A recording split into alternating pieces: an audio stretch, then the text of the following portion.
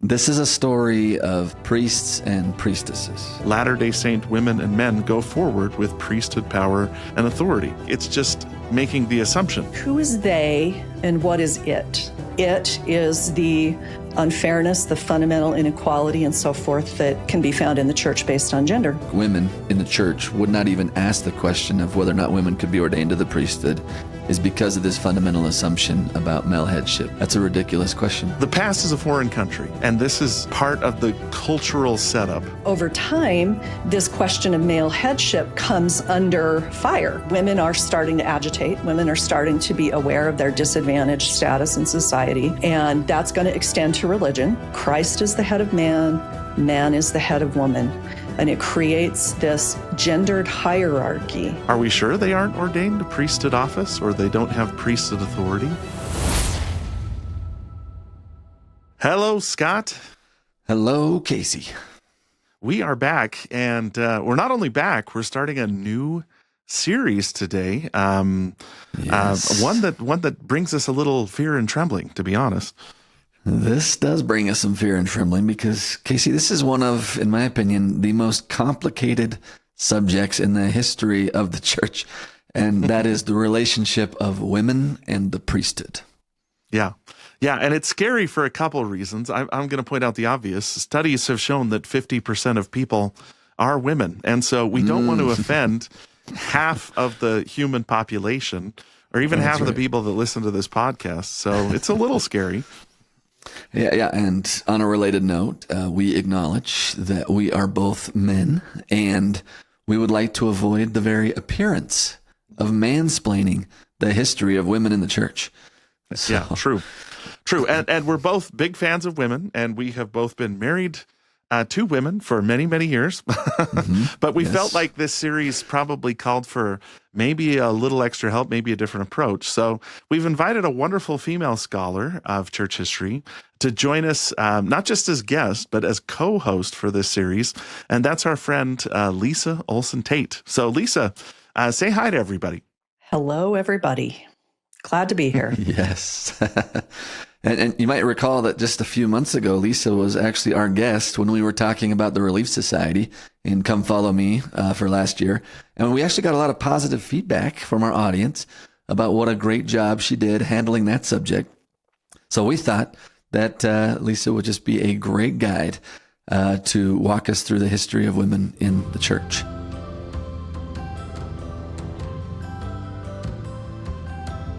Lisa, we shared your bio when you were on a couple months ago, but tell us some of the projects that you've been working on. I know, for instance, you played a big role in the History of the Young Women's Organization that was published last year. Great book. Go get a copy. But tell us some other things that you've worked on. Well, Casey, you and I got acquainted when I was teaching Doctrine and Covenants classes at BYU for a few years.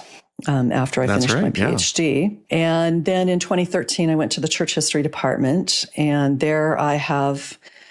I worked on the gospel topics essays. I worked on revelations in context. We started work on Carry On, the history of young women in 2015. So I worked on that for pretty close to 10 years. It was a massive project, super fun, really interesting, but all spade work, as we say, as historians, where it was an unplowed field that we had to go in and start turning over the earth. So that was really fun.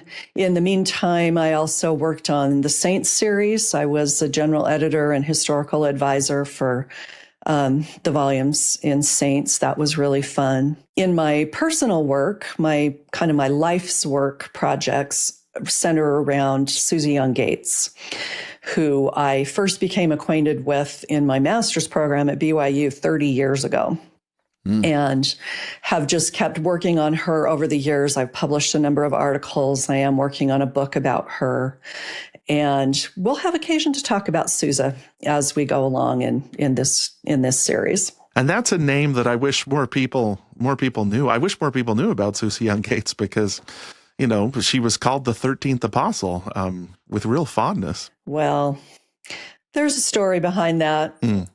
I think she called herself that, but anyway, we can talk about that another time. Yep. That's even better. That's even better. And in the midst of all these wonderful publications, I want to point out that Lisa also wrote a really excellent article. It was published by BYU Studies a few years ago, and it's entitled, "What is Women's Relationship to the Priesthood?" And again, great article. You can download a copy of it for free. And we're going to use it as our guide as we go through this subject. So we're really basing the next couple episodes off your research. And we'll post a link where you can get that PDF in the show notes as well. Yeah, I mean, I think we're going to have fun going along here and talking about this subject. I'm going to point out really quickly just a little tiny point that seems tiny. The article is actually called, "What is Women's Relationship to Priesthood?" And I often will avoid saying the priesthood as if it's one thing that we totally understand and know what it is. It's a complex subject. And so maybe that's just a little point, but I prefer to talk about priesthood instead of the priesthood.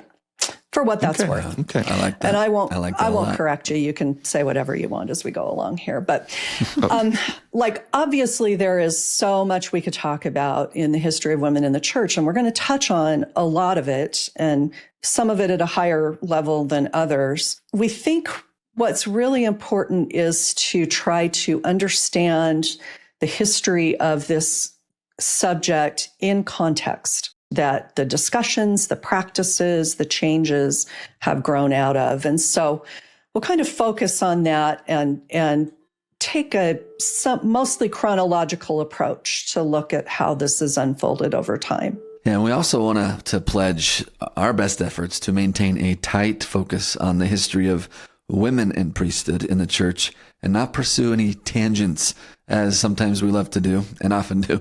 But in this case, we're going to try to stay disciplined. Yes, I like tangents. Tangents are the fun part. Yeah.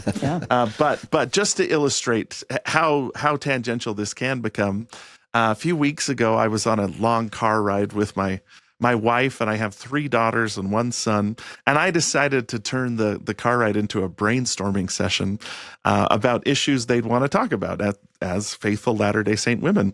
And I said, this is a brainstorming session. No ideas are off limits. And before you know it, we weren't just talking about the priesthood. We were going into Eve and the fall and women in American society. I think the Me Too movement got mixed in there a little bit, and a lot of other things. And we even got to the crucial question of, why don't dresses have pockets? Which my wife has discoursed on extensively and also researched to a great degree. And now all of these topics are important, and we should probably one day pursue a series on the availability of pockets in men's clothing and women's clothing. But we're pledging to keep a tight focus over the next couple episodes. So if we don't cover that one particular issue you wanted us to talk about, we apologize in advance. We're trying to maintain a tight focus so we don't go off on all the many tangents that we could possibly go off on. Yeah, it's not women in the church, it's women and priesthood. Women and priesthood, yeah. Well, but those two are really closely related. And so we'll be, fair. We will definitely be into that. And Casey, I was just going to go off for 10 minutes about the history of women in pants, which I could speak to for, I've actually done research on that, so we could talk about that too. Oh, that's seriously, funny. So many tempting tangential projects. I know my wife would be glued to the screen if we did a podcast on women in pants and why the pocket sizes are the way that they are. She just this is her thing, and it bothers her. Yeah. Well, women's clothing has always been implicated in discussions about women's rights, women's status, women's bodies and physical presence in the world. So I'm not kidding. We could do a lot with that. Wow. But we won't right now. But we won't. Like we've been saying, I think we want to acknowledge that we're going to keep a pretty narrow focus here, and that we are speaking as historians. We are talking about what's happened in the past. We're trying to understand things in historical context. We are not predicting.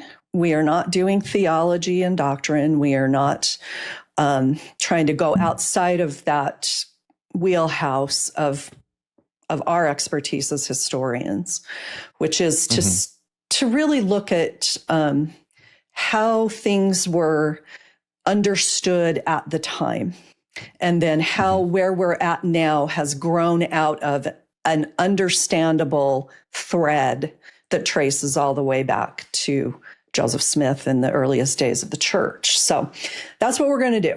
So in the spirit of trying to be helpful, that means we're going to need to ask some big, hard questions and to explore what meaningful answers we can find to those questions in the historical record. So just a couple to begin with, we'll just kind of throw out there. We want to talk about, for instance, why are only men ordained to priesthood office in the church today? There are women officers in the church now, but not priesthood officers. Why not?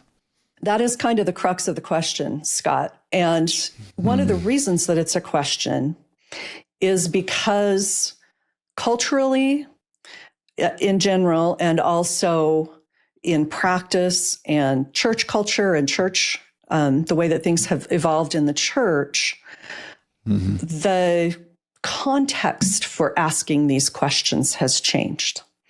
And for it to even be a question is a relatively recent development.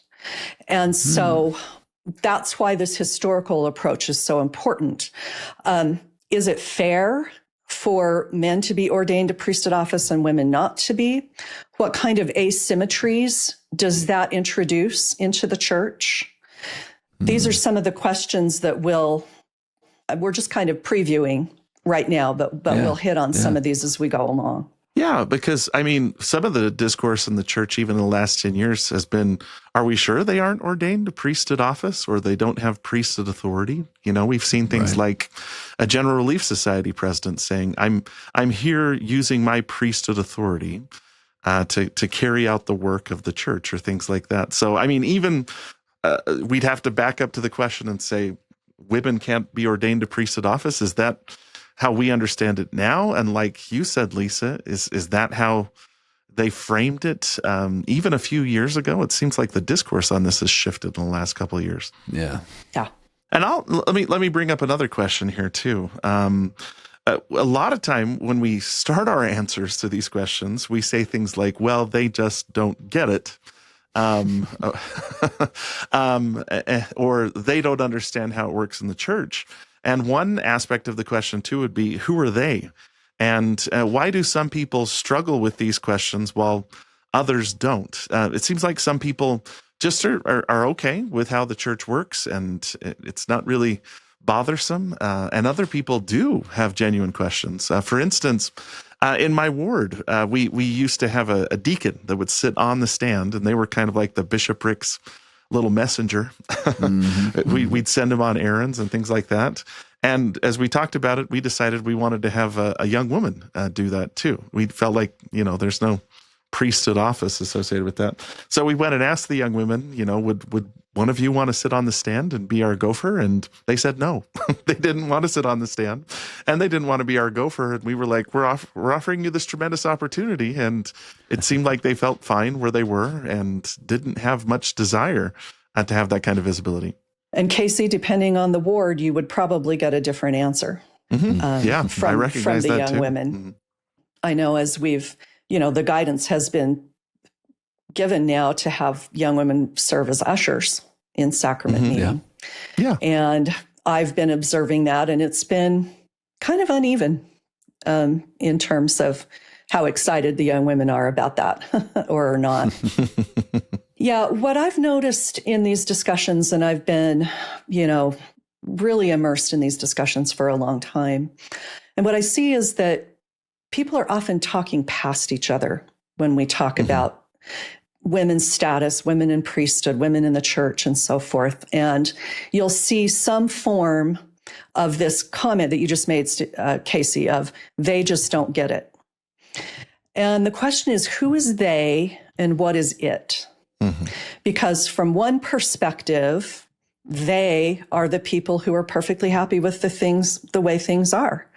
And it is the unfairness, the fundamental inequality, and so forth that can be found in the church based on gender. For another group, they are the people who are not satisfied with the way things are, who do see problems and inequalities and so forth. And they just don't get it. And what is it there? So I don't think, again, this is why we're taking a historical approach to this subject. We are not trying to be responsible for people's feelings about this subject over time and to try to defend or massage where we're at now or anything like that. We just hope that understanding the history will help all of us understand where we're at better and also understand why people have the concerns that they have in one direction or another. Like I said, we're trying to be helpful, not to stir the pot, not to foment any sort of feelings of dissatisfaction, but hopefully this can be an exercise in different groups of they, understanding different it's and seeing different perspectives as we walk through the history and try to unpack this important story. Yeah, and there's a real tendency to get defensive about this. You know, sometimes people feel like they're being attacked when just a simple question is raised. So we're going to try to lower the temperature surrounding these discussions. And one way to do that is to just understand the history of the church. So, I mean, it's such a vast, complicated subject. The question could be asked, where do we even begin this discussion? So, I'll start with saying this. Most of our series on Church History Matters, with a few exceptions, we've arranged them surrounding the Gospel Topics essays that the church began publishing back in 2013. This wasn't one of the original essays, but the church has since published an essay that you can find under that Gospel Topics essays tab. It was always one of the topics there? That we were working on. Oh, okay. Yeah, it just was one of the last ones to actually be published. Oh, okay. So we started publishing in the fall of 2013, and then we rolled them out over the next 2 years. Okay. So it's been rolled out, and the essay is titled Joseph Smith's Teachings About Priesthood, Temples, and Women. And the essay, as the title suggests, covers a lot of ground, but also keeps it mostly to Joseph Smith and his time. So it doesn't cover all the history in the church of women in the church, but it is kind of a good starting place for conversations on this. And Lisa, since you were there, part of the team, give us a little bit of background of what was going on when this essay was produced. As I said, I joined the department in 2013, and this essay was written at a time when there was a lot of controversy and there were a lot of discussions going on. And this was the point where what was called the blogosphere, where the online communities were centered in blogs, was shifting towards social media, which, allowed things to just take off in a whole new way. And so there was a lot of ferment, a lot of discussion going on about these issues, about women in the church, women in priesthood, and so forth. And what we noticed is that a lot of those discussions were proceeding on the basis of claims about history. What Joseph Smith did, what Joseph Smith said, what Joseph Smith intended, what would have happened or could have happened, and so forth. And that was actually like a really good sign in some ways, because what it was reflecting was how sources had become so much more available over the last generation. And we found ourselves at a place where, the Joseph Smith Papers was in full swing, and we had a much better understanding of this history and the context than was true even, 30 years ago at the time, when a lot of these sources were first starting to come out. We talked about this a little bit in our episode about the Relief Society and Joseph Smith's sermons to the Relief Society and how he uses priesthood language to talk to and about women. And so when those sources first started to really come to light, and it wasn't that they had been like hidden, surreptitiously or anything, it's just that there's a lot of sources and we were in the process of really understanding what we had and making them available. And so we recognized that there was a need to contextualize, to understand this language, these teachings, the discussions, the practices, and so forth in context. And so that's where we landed with this essay on priesthood, temple, and women to really tackle head on these very rich and important foundational sources from Joseph Smith and to place them in context and better understand what we know and what we don't know. Like, what's clear and what's not clear. Mm-hmm. Yeah, so let's start by just providing a brief summary of some of the key points found in the Gospel Topics essay. We won't try to be exhaustive today, but let's just go through a couple of the key ideas, and then maybe we can outline where we want to go from here. So one crucial element that the essay points out is how differently priesthood was defined in the early church compared to how we tend to talk about it in the modern church. And we're going to spend a lot more time on this in another episode, but I think this actually matters a lot because I found that in our modern assumptions about priesthood just being the power and authority of God can actually interfere with our ability to understand the historical uses of priesthood early on in the church, and then how women factor in their relationship to those early understandings of priesthood rather than maybe the modern uses of that term today. And so here's a quote from the essay, for instance, just as a teaser. Again, we'll dive into this more in a future episode, but quote, "In the 1830s America, the word priesthood was defined as the office or character of a priest and the order of men set apart for sacred offices, identifying priesthood with religious office and the men who held such offices. Early Latter-day Saints likewise thought of priesthood primarily in terms of ordination to ecclesiastical office, which authorized them to preach and perform religious rites," close quote. And that's going to track in the revelations of Joseph Smith. And again, we'll do a deep dive later, but just starting with that, I think that was really valuable that the essay points out that definitions have shifted as we talk about priesthood. And so let's just keep that in mind as we have this conversation throughout this series, that we want to make sure we're not speaking past each other. When I say priesthood and you think I mean priesthood, but I'm actually talking about priesthood. And when I'm reading this, they're saying priesthood, but they actually mean this other priest. I found that just becomes frustrating in the historical record. And so let's just kind of keep a pulse on that. But a valuable addition of the essay. What else should we highlight? Yeah, well, another thing that the essay does is, like you said, Lisa, tries to contextualize. What were we like compared to other religious denominations? For instance, one line from the essay reads, "As in most other Christian denominations during this era, Latter-day Saint men alone held priesthood offices, served formal proselyting missions, and performed ordinances like baptism and blessing the sacrament of the Lord's Supper." So again, the general feel in this time was that men performed priestly functions, and with a few exceptions, Anley and so on and so forth, women didn't. But this starts to change in 1842 with the organization of the Relief Society, and we began to have female officers of the church. 3 women are called to the presidency of the Relief Society, and then they're given authority to call other female officers who are authorized to do certain elements of the Lord's work. So now both men and women were authorized and empowered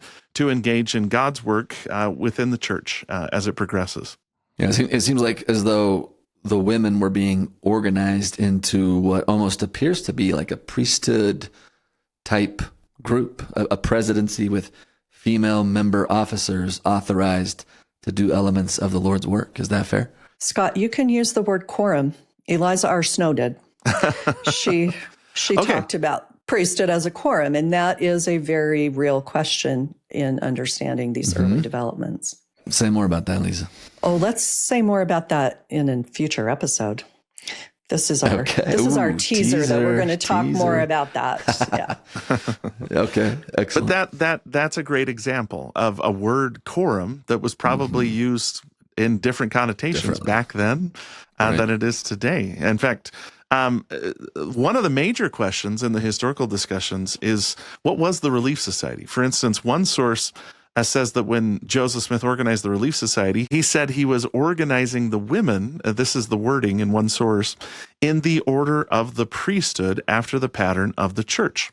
So the Relief Society was organized under priesthood authority, but integrating women's leadership directly into the church rather than it being set apart from priesthood structures. And he used priesthood-related language to describe women's authority in the Relief Society, reflecting maybe the broader definitions of 19th century terms, words like ordination and keys, while he never seems to have ordained women to priesthood office. So women were authorized to preside and lead and act officially within the church organization, exercising delegated priesthood authority. Is that accurate? Am I getting it right here? Yeah, and Lisa, I want to know, like, how do you make sense of the phrase that women were organized in the order of the priesthood after the pattern of the church? Like, riff on that a little bit, would you? Yeah. And we did talk about this in our previous episodes, so I'd encourage people to go back and listen to that as well. But that quote is from Sarah Granger Kimball, who, as I hope people are aware, kind of instituted the organization of the Relief Society. She was kind of the impetus, she and her friend, seamstress. And it's a late recollection, as we say. So it dates to the 1880s, that particular quote. Mm-hmm. And so even there, it's a little bit complicated to disentangle what the understanding was in 1842 versus how Sarah Kimball is now expressing that understanding in the 1880s. But fundamentally, I think it is a valid way to think about what Joseph Smith was doing. So under the priesthood, through the channels of priesthood authority that Joseph Smith held, the keys and the priesthood authority that he held, the women are organized. So this is not just women forming a club or a social group, or as in some churches, what they called, in some churches they called them auxiliaries, right? But they were separate. Mm-hmm. They were not part of the structure. And then after the pattern of the church would refer to, as you talked about, the presidency, that there's a president, there are counselors, that the leadership structure for women looks very similar to what it does in the priesthood quorums. And Joseph specifically says, if you need officers, you have the authority to appoint officers. So I think those two elements are fundamental and have persisted over time.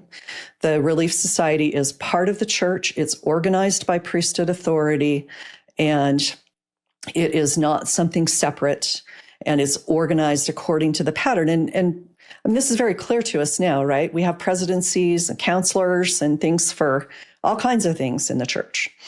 And this was kind of the first precedent for taking that pattern beyond explicitly the priesthood quorums. So the crux of the essay, another really key point, is the partnership between men and women in the priesthood through the temple. And again, we talked about this before. We're going to talk about it a lot more as we go along. But the idea that the celestial kingdom is made up of kings and queens, priests and priestesses. And that this is where that originates. And it was a radical departure, even if somewhat limited. We'll, again, talk about that. But it was a radical departure to say women would be priests and queens. Yeah. And part of this, this fundamental relationship that we understand of exaltation, that it requires men and women together. And, I'll just, on a personal note, I just say that as I thought a lot, it took a couple of years to work on this essay and write about it. And as we thought about it more, the thing that really emerged for me as just very fundamental, and it's in I think the very last paragraph of the essay, is talking about how this partnership of men and women, the interdependence of men and women in achieving exaltation in temple ordinances and temple work and so forth, it's really remarkable how that has been such a fundamental understanding and practice that we've had since the 1840s. It's just a bedrock for us, and maybe something that we don't fully always appreciate and understand. But to me, I think it's really beautiful, and I think it's something that it was just remarkable to me how persistent and stable that understanding had been over time in some ways. From the time of the organization of the Relief Society forward, is that what you're saying? Yeah, from the 1840s, the implementation of temple ordinances, which of course had to include women. And again, we talked about that before. We'll go into more detail about it. But yeah, I mean, it was for Joseph Smith in the 1840s to say, well, as Newell K. Whitney relates it, it takes all to restore the priesthood. Women are essential to this work. Like that was, it's hard to overstate how big of a departure that was. And then how it created this beautiful model that we have of men and women in partnership working together in the work of salvation and exaltation. Yeah. Even though, as we're going to explore, there's still a lot of questions and asymmetries in how that works out on the ground and ecclesiastically and so forth over time. But that fundamental temple understanding, I think, is really sacred and really beautiful. Yeah. Amen. That interdependence, that's one of my favorite things that the church teaches, is that both are essential. We need each other. Neither is the man without the woman, nor the woman without the man. In the Lord, and in the work of the Lord, and the work of salvation. Right? Yeah. And they invoked that scripture all the time in the 19th century, all the time. Beautiful, beautiful. I love it. And then you mentioned the end of the essay, Lisa, and I love how it lands too. It concludes by highlighting that today, women lead major church organizations. They teach, they preach, they serve missions, they participate in councils, and they even officiate in temple ordinances. They're very active as church officers today. They're fully authorized, empowered, and engaged in accomplishing the Lord's work. So from the founding of the Relief Society onward, men and women have been co-workers working interdependently under the direction of priesthood keys to accomplish God's work and receive eternal blessings. And so that's where we're going to watch this whole story go. Yeah, and one of the things I found most interesting about the essay is that it really doesn't even answer the question that most people ask, which is, do women hold the priesthood? It just says, and I'm going to share two direct quotes here, women exercise priesthood authority even though they're not ordained to priesthood office. Such service and leadership would require ordination in many other religious traditions. And then another direct quote, priesthood defines, empowers, ennobles, and creates order. In ecclesiastical callings, temple ordinances, family relationships, and quiet individual ministry, Latter-day Saint women and men go forward with priesthood power and authority. So it sort of sidesteps, I don't want to say it sidesteps the question. It just sounds like it's just making the assumption that women hold priesthood. In fact, if I were to ask both of you to answer that question of, do women hold priesthood in your church, what would you say based on your understanding? I'll take a quick swing at it, and then Lisa will give a better answer. But I think there's a lot to digest in those two sentences. Like we said, like the word priesthood itself has gone through such a transition in meaning since the early days of the church that that's not even a phrase they would use in Joseph Smith's day. They wouldn't talk about men holding the priesthood, let alone women. Yes. Now we talk about it as a matter of course, right? And so I go back and forth between Joseph's day and our modern day. And I sometimes feel like we're having two different conversations about this. Sometimes the issue in the early church was belonging to the priesthood. You belong to a sacred order, a holy order of priesthood. And when Joseph says that he's setting up the Relief Society in parallel with the priesthood, under the direction of priesthood keys, after the pattern of the priesthood, it seems like he's carving out what Eliza R. Snow calls a holy order for women. It's a holy order organized after the pattern of the priesthood. And then when women are incorporated into the temple liturgy and they're actually doing temple ordinances as like it looks like what priests do, like priestesses in the temple doing priesthood ordinances, I think that just complicates the question in wonderful ways. But again, the lexicon, because it shifts, it's hard to answer today. Do women hold priesthood? Because I kind of challenge the very premise of that question. But Lisa, what would you say? Totally agree. Totally agree. I haven't done enough granular research to be able to pinpoint when did we start saying when men hold the priesthood. But that is itself a historical development. Again, we'll talk about this more next time, but as you said, in talking about the definitions of priest and priesthood in the 19th century, priesthood is the status of being a priest. It's like, what's motherhood? What's fatherhood? It's the state of being a mother or a father. And it's the same thing with priesthood. It's the state of being a priest. And so it was a development over time to kind of separate priesthood as a more abstract entity from the people who were priests. There's no question, at least in my mind, that Joseph Smith and those early saints understood the temple as the ultimate realization of priesthood.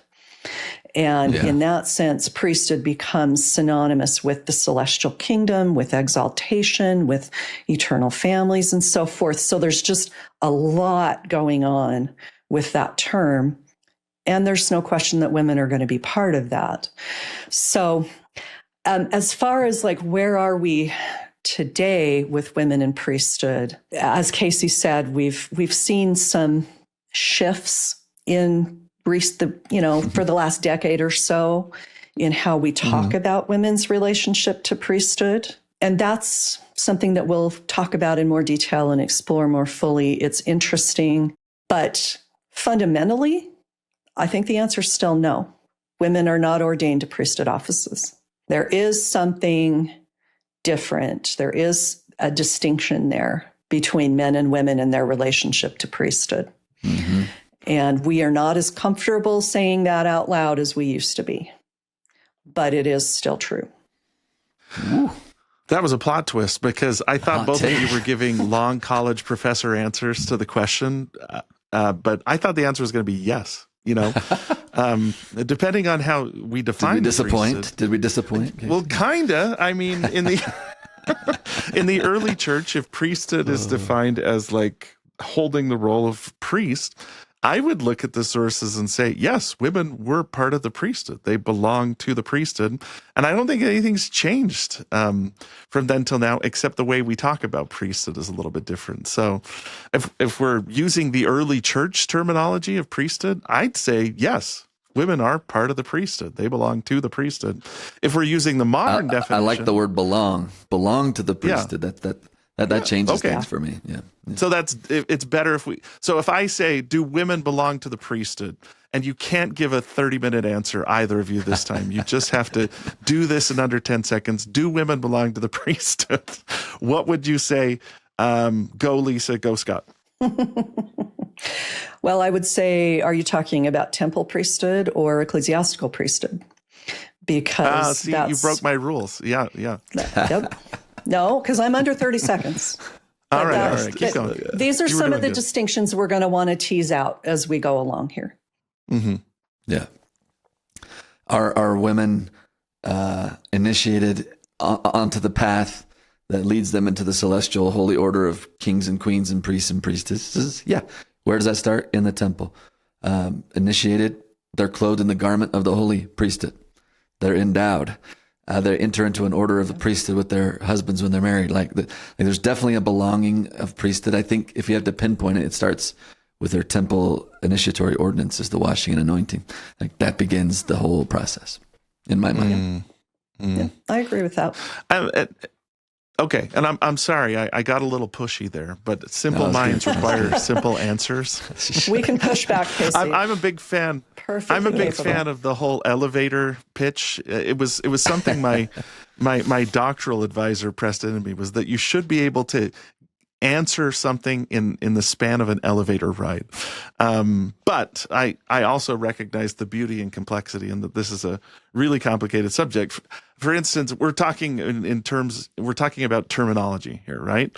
Like right. if that's the hard if part. we say priesthood is authority, if we say priesthood is power, for instance, if we define priesthood as power and then ask if women can exercise godly power, the answer is yes, in my mind, a big yes. The scriptures are filled with stories of faithful women who exercise their power, the power of God, to bring about the purposes of God. And I don't think anybody's arguing against that, but there are a few ways of defining the terms here that have shifted over time that sometimes cause confusion. For instance, Doctrine and Covenants 25:7, Emma Smith is told she's going to be ordained under the hands of Joseph Smith. In fact, it reads, "Thou shalt be ordained under his hand to expound scriptures and to exhort the church according as it shall be given thee by my Spirit." That's a different terminology than we'd probably use today, but it is in the Doctrine and Covenants. So we got to do a little work to understand what that is meaning. Yeah, that revelation to Emma is really important. And I think we should maybe start there next week when we talk about the history of discussions about women in priesthood. Okay. The one really quick distinction that I would make that we can just kind of ruminate on until we talk about it in more detail is the idea that priesthood is God's power. That is a later definition. That's a later way of talking about priesthood than we have in the 1840s. And so my question would be, if all power is priesthood, then what is the Holy Ghost and what is the gifts of the Spirit and the power of the Spirit? Because I think the early saints would have understood priesthood as a channel for authorizing and unlocking the power of God, the power of the Holy Spirit in their lives. And so when we start talking about priesthood power as if it's any kind of spiritual manifestation, I think we're at the very least not understanding historically the way that it was talked about. That's a good point. I, for instance, a person that speaks in tongues in the early church wouldn't necessarily have to be an officer of the church or even have authority in the church. We don't. Yeah, absolutely. And speaking in tongues was a big purview of women for much of the 19th century. It wasn't that they were the only ones who did it, but there was kind of a special niche for women speaking in tongues. And Lisa, you mentioned that there's a term you've used in conversations we've had off camera here. The term is male headship. Do you want to say anything about male headship at this point? Anything you want to tease there that we'll maybe develop later? Yeah, again, if we're going to talk about historical understanding and historical context, we need to understand this idea of what's been called male headship. It's not something that you hear talked about very much anymore, especially not in the Latter-day Saint tradition. I think in, evangelical Christians and so forth, I think there's more discussion using this term. But for the early saints, this was how the world, the universe, the church, the heavens, everything was structured. Christ is the head of man, man is the head of woman, and it creates this gendered hierarchy. And so that is an ever-present context and understanding when we go back and look at the discussions, the practices, and how things unfolded. The idea that men are always going to be in charge of women, that men are going to be the head. And what does that mean? Well, for one thing, it means that everybody knows priesthood is men. Everybody knows that priests are men.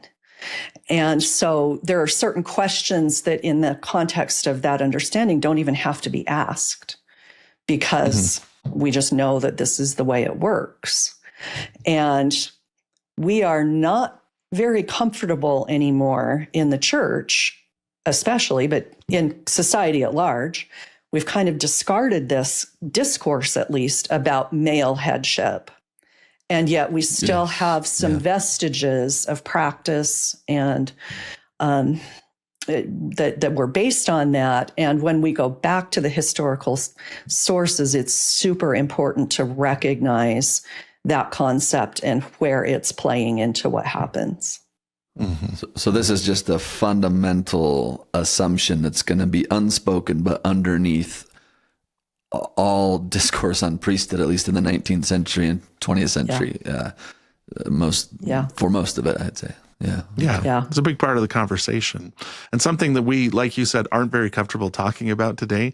And maybe we caused some discomfort just now by bringing it up, but it's the past is a foreign country, right? And this is part of the cultural setup that the early Latter-day Saints, and really until probably more recently than we think about, we're working with, and it's a cultural framework that we've got to recognize. Yep. So Lisa, I don't want to get too far ahead here, but would you say like a short answer as to why people in the 19th century, like women in the church, would not even ask the question of whether or not women could be ordained to the priesthood, is because of this fundamental assumption about male headship? That's a ridiculous question because of the way that we understand the universe is ordered. Is that kind of is that fair? Am I overstating it?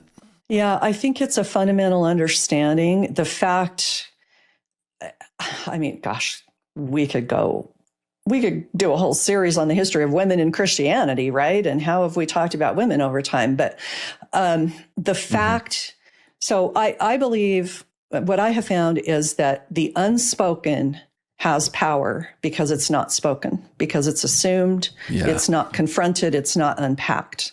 I don't want to overstate it. I mean, by the 1840s, women are starting to agitate. Women are starting to be aware of their disadvantaged status in society, and that's going to extend to religion. But fundamentally, I think you're right, that this is just a structuring principle. It's encoded in the law. It's encoded in religion. It's encoded in social practice. And the idea that a woman has to be connected to a man to even have any legal or social standing in the world. And that there's just a lot of ways that carries over into religious practice. And some of it gets enshrined, I guess we could say doctrinally or theologically. And then some of it is just kind of unquestioningly adopted. And this is the base that we work from. And then, of course, over time, this question of male headship comes under fire, comes under pressure, gets challenged. And so then what was unspoken and assumed before, we have to start unpacking and working that out and figuring out, what are we keeping? What's the baby? What's the bathwater from historical discourse and practice? I would argue that I don't think we've ever fully done that in the church. I don't think we've ever fully confronted this male headship paradigm. So that's one of the things that the history can help us to think about. Wow. I love it. Okay, we'll look forward to diving deeper into that because that is juicy. That is juicy territory right there. I hate the word juicy. Yeah. Oh, sorry. I don't like the words. That is I don't rich. like the words male headship. Like I'm already getting a little nervous saying, do we dare say that? But I mean, I guess we're talking as historians. We're not historically speaking. That's right. For a system, but it does exist and it is there. It's like the elephant in the room, really. It kind of reminds me, Casey, when we talked about race and the priesthood in the church, how there's just this fundamental, I think the phrase used in the Gospel Topics essay is that racial distinctions were customary. Like it was just like, you would be the odd person out if you didn't think that there was a hierarchy of races back in the 19th century. Seems like the same thing is happening here with male headship. As uncomfortable as racism is, I don't want to draw too strong comparisons, but the customary nature of racial distinction seems to have a parallel here with male headship. Maybe I'm going too far. Yeah, and again, I keep repeating in my mind, the past is a foreign country. They do things differently there. At the same time, too, my own discomfort with it kind of is showing through here because I wasn't raised that way, and maybe that speaks to changes in the church that I was just brought up to not believe that. So, well, and I think that there were ways that we quit talking about it overtly, but we didn't necessarily dismantle the structures that were based on it. And so it's something that has become like it's part of the water we swim in. So we're fish. We don't know what water is because it's just the atmosphere, the environment that we're in. Mm-hmm. And I think it is true that it's uncomfortable. And it's uncomfortable for us now, again, because like I said earlier, of the way discussions and consciousness about gender and gender equality and so forth, about how that has shifted really in the last, the last 50 years. But it's been an ongoing process really since the 1840s for that grand shift. And I think you're right. I think it's uncomfortable. But I think when something is uncomfortable, that's a signal to us to maybe confront and unpack and probe at, well, where's the discomfort and why is it uncomfortable and what assumptions are being challenged? Mm-hmm. So yes. I think it's an important conversation to have. And like you say, the fact that it's not part of the way we talk about things anymore, that means we have to do some work in order to be able to have the conversation. Yeah. And I will say, my life has become a lot less comfortable since I've started hanging out with Scott. Like Scott just always brings up uncomfortable questions. And I'm kind of I want everybody to get along and feel good. And Scott is always just like, hey, have you thought about this? But Scott, that's part of the reason why I like you so much is you push me to be a better human being. And now you too, Lisa, but I feel a little teamed up on here because I'm Mr. Let's don't have the hard conversation. Oh, you ain't seen nothing yet, Casey. We can gang up. We'll gang up on you even more. Oh, this getting warmed up. This is going to be so fun. If you're going to throw out the invitation. Yeah. Casey, well, I hope you're not too uncomfortable. You seem to be able to hang pretty well in conversations about complex issues. I've noticed this about you, so I think we're going to have a good time. You're going to be fine. I'm going to try to keep up with you too. Yeah, whatever. No we're looking forward to challenging some assumptions and digging deeper into things like, for instance, we've talked about in future episodes, we want to dig into what is priesthood fundamentally, how they define it early on, and how that lexicon has shifted and changed a little bit. Lisa, what else are we going to talk about coming up? Well, I think we've teased a lot, and previewed a lot, but we're going to want to talk, kind of trace this history of how have we talked about women's relationship to priesthood over time, because there is a really important and interesting history there. We also want to talk about, and this kind of takes us back chronologically. If you look at the early saints, the early women who joined the church, what were they looking for? They were looking for the power of God in their lives. And they found that through the restored gospel of Jesus Christ and through the spiritual gifts that unlocked for them. So we'll talk about that, and we'll particularly focus on healing and women's participation in healing rituals and healing practices and how that shifted over time. So I know that's a subject that we get a lot of questions about, that people want to understand better. Yeah, it's such a cool, lesser well-known, but I almost said the word juicy again, rich historical season that I think is loaded with insight, honestly. Mm-hmm. Casey, what else are we going to talk about? Once we talked about spiritual gifts, I think the next thing we're going to try and tackle is the organizational role of women. So we've hinted at this a little bit. Women played at least a supporting role from before the time the church was organized. People like Lucy Mack Smith and Emma and Mary Whitmer all played a role in the coming forth of the Book of Mormon, to cite an example. And early women in the church participated in sustaining. Emma was asked to expound the scriptures. But as we mentioned before, the formal organizational role of women in the church seems to commence in 1842 with the organization of the Relief Society. And the Nauvoo Relief Society is an endlessly fascinating subject. It's an awesome rabbit hole to go down. It has its ups and its downs, and it has its complexities.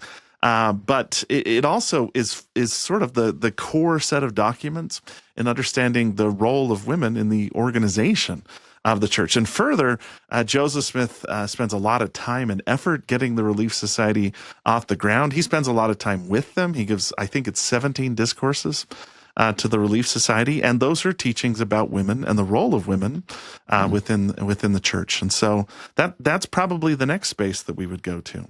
And then we're headed to women and their role in the temple from the earliest day of the church to the present day. So that's going to be fun to watch how their roles have always been integral, but have shifted and changed as temple liturgy has continued to be pinned down, and then as it's proliferated throughout the world. So that's exciting. Anything else you want to say about that, Lisa? No, I think that's the 50,000-foot view, and we're on our way. There it is. Yeah. So that's the big picture of what we're covering over the next several episodes, and we realize we're being a bit ambitious here, but we want to make the best of the time we can that we have Lisa with us. So we're just gonna get on the move and bring this to you. So. Yeah, and we'll cover a lot of ground, but we're glad to have a real expert with us, which is Lisa. So, as we're heading into maybe the final few moments of this episode, maybe this question's redundant at this point because we've answered it several times over. But the question could be asked, why do a series on women in the church? For a couple reasons. First, there's a joke sometimes circulated in historical circles that all history focuses on men and women are often tackled as an afterthought. For instance, I read this book by Dave Barry, and Dave Barry's a humorist. He's not a historian, but it was called Dave Barry Slept Here, and it's a history of the United States. And he goes through and makes all kinds of humorous observations, and then he literally ends every chapter with the same sentence, which is, and also many women and minority peoples did important things during this time too. Meaning, I've covered my bases, but really I just want to talk about what the men did. Now that's an uncomfortable joke that you really don't have to highlight the role of women or minorities to hit the highlights of American history. But when it comes to church history, American history, and all history, I want to emphasize we just don't believe that's true. It's not true, and there's a lot to learn by understanding especially the history of women in the Church of Jesus Christ of Latter-day Saints. And I would say, Casey, it's not actually a joke, because that's the way that history worked for a very long time. And there were a lot of women who did really hard and brave work to make women's history visible and to give it a place in the way we think about history. There are still women alive today who could tell you about conversations with their professors, with their editors, with their advisors. Don't do something on women. Why would you do that? So it really is barely 2 generations in, maybe, to where we have started to consider women and women's history as like actual history and part of the story. So as a church, partly because of the way priesthood is structured in the church, women, gender as a category is a meaningful category in a way that in the larger culture is not the same as it used to be. And we still, our proclamation talks about gender as an eternal element of our identities and so forth. And so talking about women and women's work in the gospel and in the church is a meaningful category for us because of the way that we do see men and women working independently, but also having their own assignments, their own roles, their own gifts and opportunities. And again, we could talk a lot about how the history of the church has been told over time, but it hasn't been that long since you could open a book that purported to be the history of the church and find no more than 1 or 2 women mentioned in that book.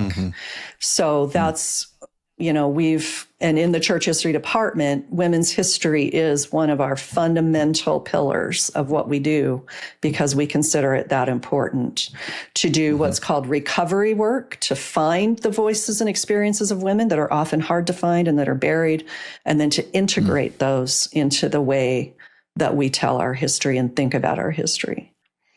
Yeah, well said. Well said. I, for one, am just pumped for this series. Then this is a story of priests and priestesses, queens and kings, men and women, and the kingdom of God in the last days. The roles that women play in this work have undergone a massive change, some major ups, some downs, but it has always been central to the story of the Latter-day Saints, and we look forward to telling it in this series. And while we want to be clear that we aren't aiming to solve or answer all of the complexities surrounding the place of women in the church, we do think that the history of Latter-day Saint women is uplifting, it's encouraging, and maybe most important, it's illuminating. It helps us just understand who we are and where we came from and why we do a lot of the things that we do. Okay, well, we'll see you guys next episode. This will be great. All right. Well, I'm excited. We'll see you all next week as we dive into women's history.